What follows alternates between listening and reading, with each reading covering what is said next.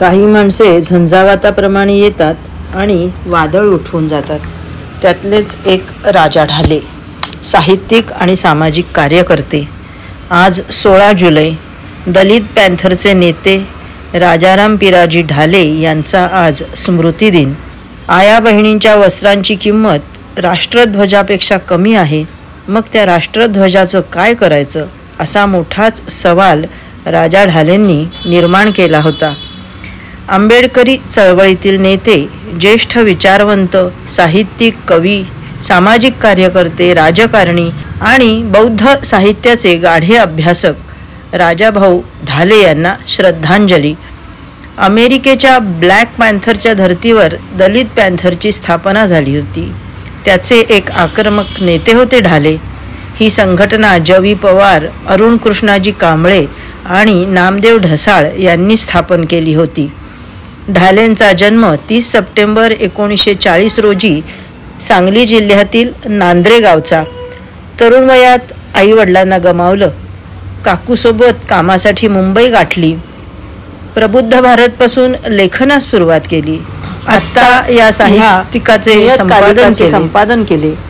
साहित्यिक भालचंद्र नेमाडे, वसंत गुर्जर, ज.वी. पवार, सतीश काळसेकर यांच्यासह त्यांनी लिटल मॅगझिनची चळवळ सुरू केली होती. त्यांच्या नेतृत्वात इतर कार्यकर्त्यांनी मराठवाडा विद्यापीठ नामांतराचा लढा देखील लढला. एकदा एका दलित महिलेला विवस्त्र अवस्थेत धावायला लावले. तिला यासाठी 50 रुपये दंड झाला. मात्र राष्ट्रध्वजाची अवमानना करणाऱ्याला 350 रुपये दंड झाला.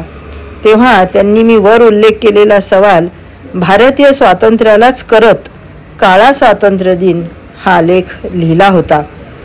ढाले शुद्ध बौद्ध आंबेडकरी विचारांचे पुरस्कर्ता होते. भदंत आनंद कौसल्यायन यांच्या संपर्कात आल्यानंतर तर बुद्ध विचाराचा ते प्रखर पुरस्कार करू लागले. त्यांनीच दलित साहित्याचे आंबेडकरवादी साहित्य असेही नामकरण केले. ते स्वतः चित्रकार आणि कवी होते.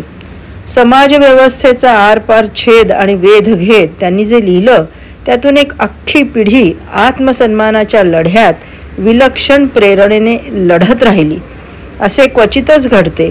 ते इथे घडले कारण ढाले यांचे पोटतिडकीने केलेले मानवतावादी लेखन, त्यांच्या समीक्षात्मक लेखनाला लखलखीत धार होती आणि कविता लेखनात विषमतेविरोधातील ठाम भूमिका होती.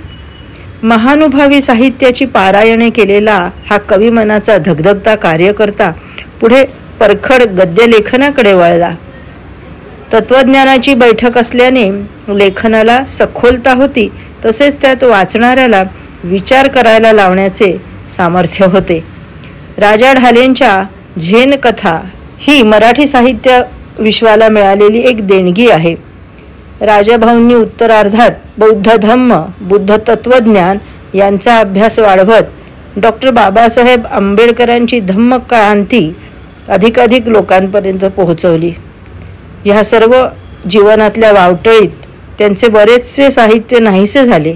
त्यांनीही ते जपून ठेवण्याची पर्वा केली नाही. राजाभाऊंना नमन. धन्यवाद.